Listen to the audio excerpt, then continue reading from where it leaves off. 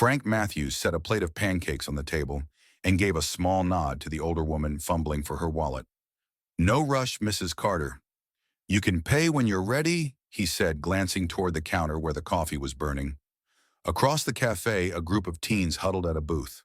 One boy smirked, raised his phone and whispered, "Get this nightmare fuel." The flash snapped. Laughter Frank kept wiping the counter, shoulders tight. Near the window, Tom Harris paused, mid-bite eyes fixed on the faded tattoo just visible under Frank's sleeve. "A Special Forces insignia," Brian Tom said sharply, turning to his son. "Put the phone down, right now." The room went quiet.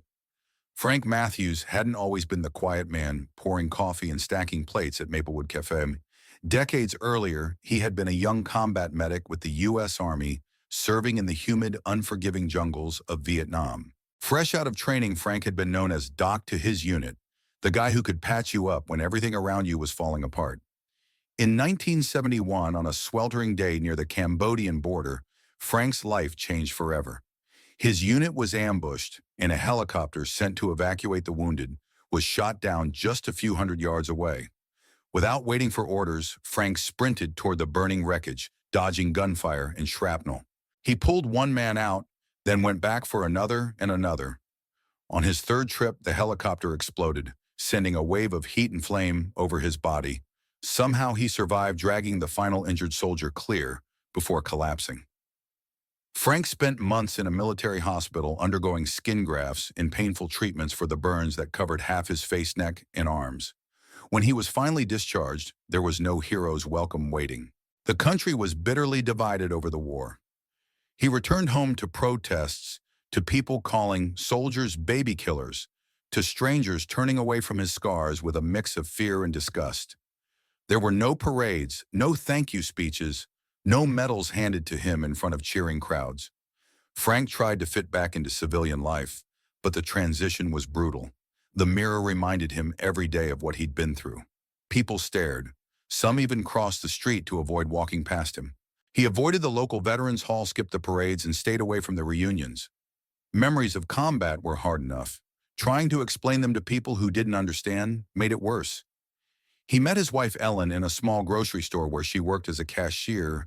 She saw past the scars, past the stares, past the wounded man, and into the heart of someone still trying to find his place in a world that no longer felt familiar.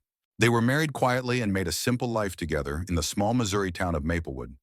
But after 30 years of marriage, Ellen passed away suddenly from cancer, leaving Frank alone. For a while, Frank drifted, unsure of what to do with his days. Eventually, he took a job at Maplewood Café, a local fixture, the kind of place where the coffee was always fresh and the conversation always light. The cafe became his refuge, a place where no one asked about the past and no one demanded stories he wasn't ready to share. There he found a rhythm: coffee, poured plates, cleared tables, wiped days past. To most of the customers, Frank was just the quiet older man with the steady hands, always polite, always dependable. And that was exactly how he wanted it, until the day everything changed. It was a typical Saturday morning at Maplewood Cafe. The smell of fresh coffee drifted through the air, and the sound of forks against plates mixed with low conversation. Frank Matthews moved through the narrow aisles between tables, balancing a tray of pancakes and eggs, a small smile tugging at the corners of his mouth. At the corner booth, a group of teenagers had taken over 2 tables, laughing a little too loudly for the small-town cafe. Brian Harris, 17 and always trying to impress his friends, sat with his phone in hand, eyeing Frank as he worked his way down the row of customers. "Dude, check this out," Brian whispered to the boy next to him. "Nightmare fuel, man."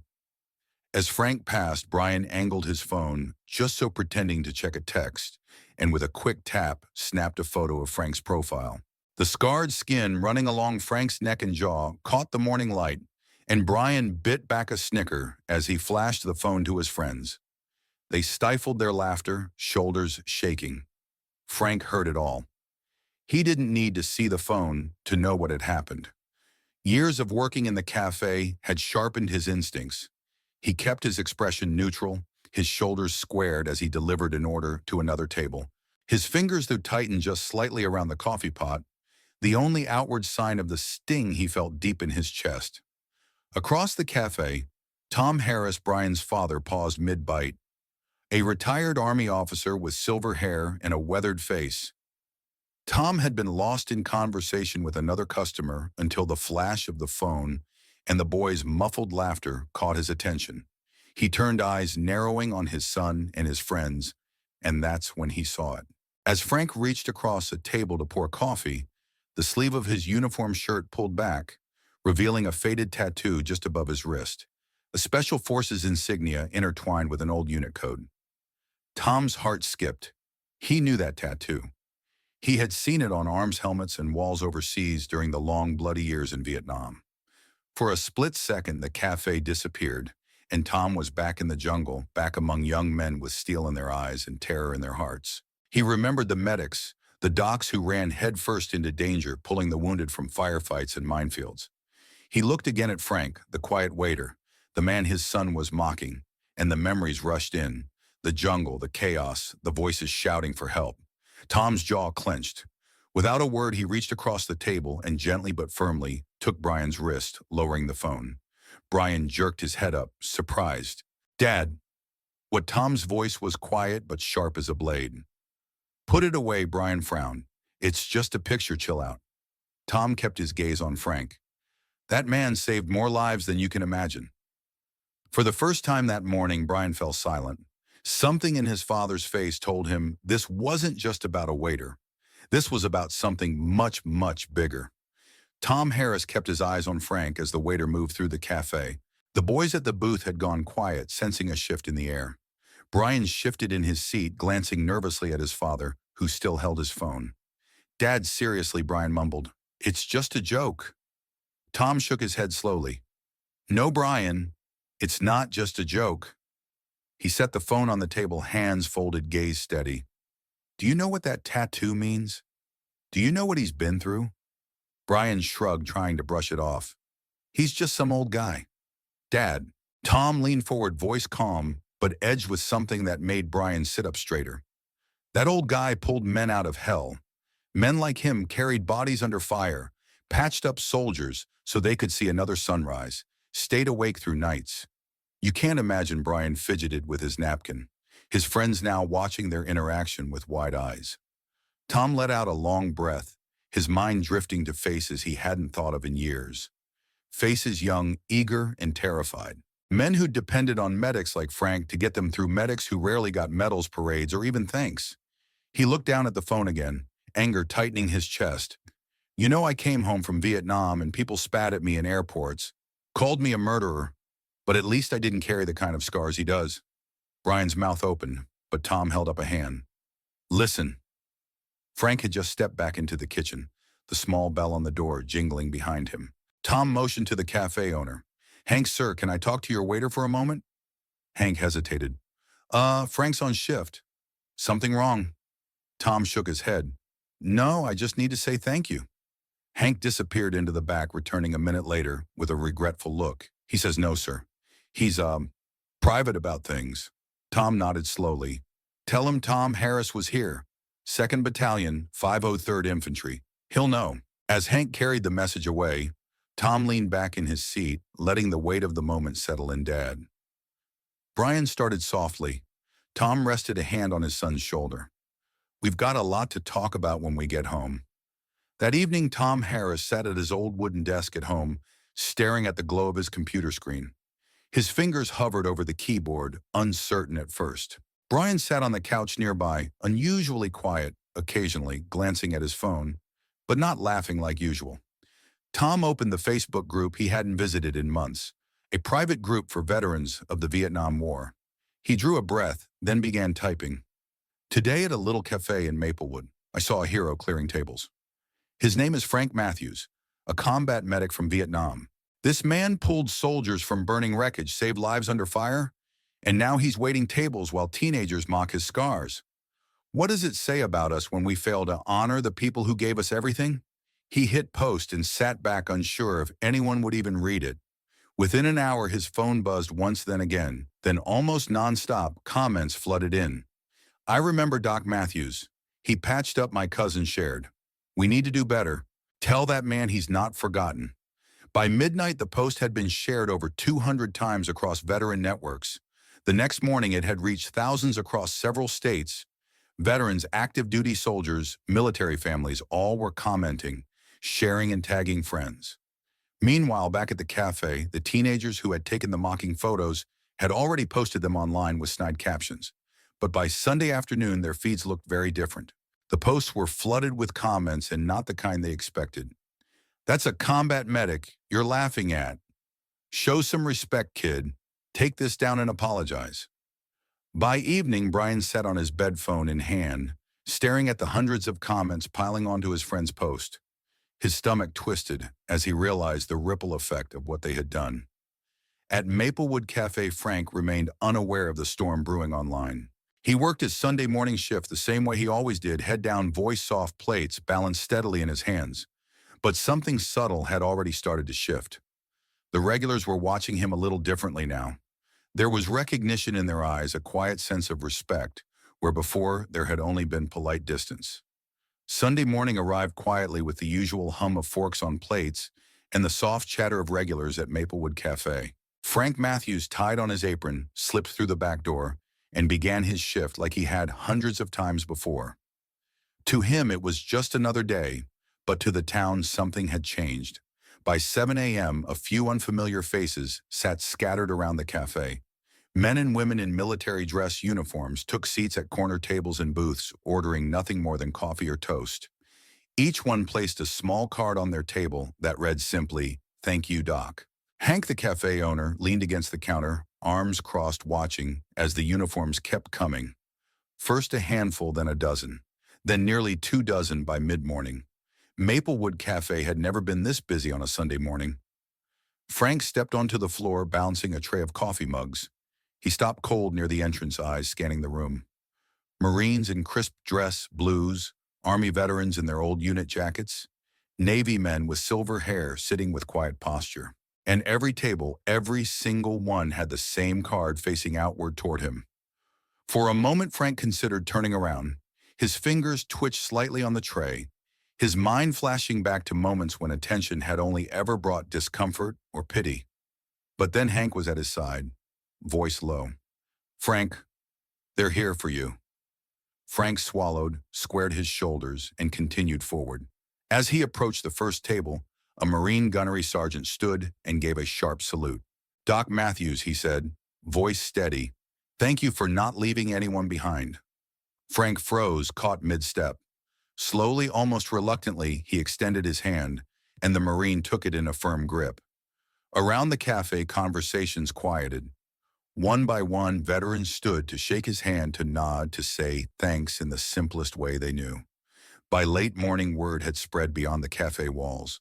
Cars lined the street outside, news crews gathered near the sidewalk, and locals pressed their faces to the cafe windows. Frank continued his work, clearing tables and refilling coffee. But now, everywhere he turned, eyes met his, not with discomfort, but with gratitude. By noon, the scene at Maplewood Cafe was unlike anything the small Missouri town had seen before. News vans were parked along Main Street, cameras angled toward the modest diner, as curious locals gathered outside. Inside, Frank Matthews moved between tables, balancing trays and filling coffee cups. His routine unchanged except for the weight of dozens of watchful eyes. The veterans inside had transformed the cafe into something sacred that morning. Marines, Army vets, Navy officers, some young, some old, some in uniform, others in jeans and ball caps with unit patches, all waited patiently for their turn to greet Frank. Each handshake carried a story. Each nod held a memory. At one table, a woman in Navy dress blues stood and approached Frank. She held a small, worn box in her hands. "My father," she began softly, "was one of the men you pulled from that helicopter. He passed last year. But he made me promise if I ever found you, to give you this." She opened the box to reveal a purple heart. Frank stared at it, stunned. She pressed it into his hand, closing his fingers gently around it before stepping back, leaving him speechless. Near the back, Tom Harris entered with his 2 sons, Brian, face pale and eyes downcast, and James, a tall man with a limp, leaning heavily on a cane. As they approached, Frank turned, recognition flickering in his eyes. "You probably don't remember me," James said with a small smile. Third vehicle in the convoy, Frank's brow furrowed, then cleared. Fractured femur, shrapnel, lower back. You kept trying to stand. James gave a quiet laugh. Yeah, you kept knocking me back down on that stretcher. The two men embraced a brief firm grip that spoke volumes without words. Then James stepped aside, motioning to Brian. Brian shifted awkwardly, face flushed. I'm sorry, he mumbled. I didn't know. I was just trying to be funny. It was stupid. Frank looked at him, then gently placed a hand on the boy's shoulder. You have a choice now, he said softly. Choose better. By the afternoon, social media had turned the tide. The mocking photos were buried beneath images of Frank shaking hands, receiving medals, and quietly returning to his tables. The man who once tried to disappear into the background had, without asking for it, become the quiet center of his town's respect. The days following that Sunday marked a quiet transformation at Maplewood Café. Word of Frank Matthews had spread far beyond their small town. News reports aired across local channels. Veterans groups from neighboring counties called in to offer thanks, and people who once kept their distance now waited in line just to sit in Frank's section. But for Frank, the most meaningful change came not from the cameras or the visitors. It came from Brian Harris. 2 days after that unforgettable Sunday, Brian walked into the cafe alone. No friends laughing at his side, no phone pulled out for photos. He stood by the counter, shifting awkwardly from foot to foot until Frank noticed him. Frank wiped his hands on a towel and came over, his expression calm. Can I get you something, son? Frank asked. Brian shook his head. No, sir. I just wanted to say again I'm sorry. Not just for the photo, but for everything. I didn't know who you were. I didn't think about what you'd been through. Frank studied him quietly for a moment, then nodded. Takes guts to come back in here. That's a good start, Brian hesitated. My dad and we've been talking a lot. He told me more about the war, about the guys like you. He looked down, fidgeting with his sleeve. I want to do better. I was wondering, could I help out here? Volunteer? Maybe. Frank's brow lifted in surprise. That's up to Hank, he said, glancing toward the kitchen. But I think it's a fine idea. That afternoon, something remarkable happened. Brian and a few of his classmates started handing out flyers outside the cafe, not for an event or a school dance, but for a fundraiser they'd organized to support wounded veterans. The very boys who had mocked Frank were now determined to make amends, working to raise money and awareness for those who had come home, carrying scars both seen and unseen. Inside the cafe found a new rhythm. Veterans continued to stop by, but they honored Frank's preference for normalcy. No more cameras, no more fanfare.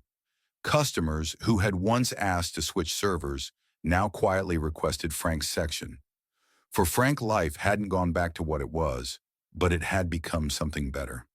In the quiet clatter of dishes and the hum of conversation, he found a rare kind of peace, not from hiding his past, but from finally being seen for all of who he was. A week after the Sunday that had changed everything, Frank Matthews found a letter waiting for him in his mailbox. Official, heavy paper, stamped with a government seal. Inside was a formal invitation from the Pentagon, a ceremony to honor battlefield medics with special mention of his name.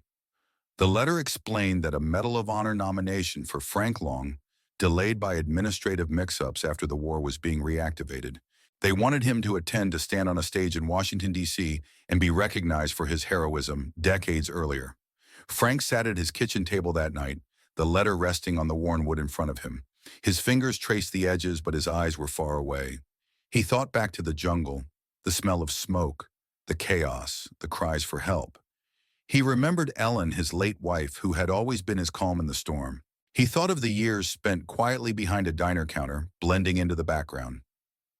The next morning, Frank mentioned the letter to Hank while they were prepping the cafe for the breakfast rush.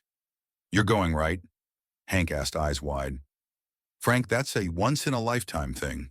Frank shook his head slightly. I'm fine right here, Hank. I don't need medals or cameras. I've had enough of people looking at me like a headline. Hank frowned. Frank, they want to honor you. I know, Frank said quietly, but that's not why I did what I did. The cafe had changed in small but meaningful ways. Customers greeted Frank by name. The veterans who came in no longer treated him like a ghost or a symbol. They treated him like a man, a fellow soldier who wanted peace more than attention. And Brian and his friends, once noisy troublemakers, now showed up every Saturday to help with the cafe's new veteran fundraiser, collecting donations and running small first aid workshops. Frank folded the letter carefully and placed it in his locker at the cafe. It wasn't that he didn't appreciate the honor, he just didn't need it to know who he was. For Frank Matthews, the greatest recognition wasn't found in medals or ceremonies, but in quiet moments, a handshake, a nod, a life lived with dignity, and a town that finally saw the man behind the scars. It was a quiet Tuesday morning when Frank Matthews found the card. He entered the cafe before sunrise as usual, his boots echoing softly on the tile floor. The chairs were still flipped onto the tables. The air smelled faintly of fresh bread, and the world outside hadn't yet stirred awake. As Frank reached his usual spot by the break room, he noticed an envelope resting on his chair. He picked it up slowly, fingers rough from years of work. The handwriting was familiar, a little uneven young. He opened it. "Your scars are medals we cannot wear for you." There was no name signed, but Frank recognized Brian's handwriting. Frank let out a slow breath and set the card on the table. Through the window into the dining room, he noticed something else that made him pause. A group of teenagers, Brian and his friends, were gathered at a booth, notebooks open, watching as an off-duty paramedic demonstrated how to wrap a tourniquet and check a pulse. Hank came up beside him, wiping his hands on a towel. "We're letting them use the space for first aid workshops." Seemed like the least we could do. Frank watched quietly as the teens leaned forward, asking questions, practicing on each other. For the first time in a long time, he felt something shift deep inside. Not pride, not attention, but a quiet sense of meaning. That afternoon, Frank returned to his usual routine. He poured coffee, cleared plates, and offered quiet greetings, but the regulars now smiled a little warmer, and when they left, they often patted him on the shoulder or left a handwritten note at the table. Frank understood now that some things, scars, medals, regrets, never fully disappear, but they could become something else, a reminder to others, a quiet example, a way to show what resilience looks like. As the cafe buzzed into the evening, Frank wiped down a table and caught sight of Brian helping his dad carry takeout boxes to a neighbor's car. Frank smiled faintly. Honor, he thought, doesn't live in medals or parades. It lives in the small moments, in how we carry our past and how we choose to lift others up. As Frank Matthews wiped down the last table of the night, the cafe slowly emptied, leaving behind only the faint scent of coffee and the soft hum of the dishwasher in the back. Outside, the streetlights flickered on, casting a warm glow over the town he had quietly served for years. Frank's story reminds us of something we too often forget in modern life. The people we pass by every day, the cashier, the bus driver, the quiet neighbor down the street, may carry stories of sacrifice, struggle, and strength we can't begin to imagine. In a world moving faster every year, where social media often rewards mockery over kindness, Frank's experience invites us to slow down, look closer, and remember that dignity lives in the quiet corners of our communities. What would happen if we all looked past scars and appearances, if we chose respect over ridicule? What kind of world would we create if we passed on those values to the next generation, just as Brian learned from his father? We'd love to hear your thoughts. Have you ever been surprised by someone's hidden story? Have you ever judged too quickly only to realize there was so much more beneath the surface? Share your stories in the comments below. We read everyone. Thank you for spending time with us today and for honoring the quiet heroes among us. If this story moved you, please hit the like button, subscribe to the channel, and turn on notifications so you won't miss future stories that celebrate the best of humanity. Together, let's build a community that values respect, kindness, and the power of second chances.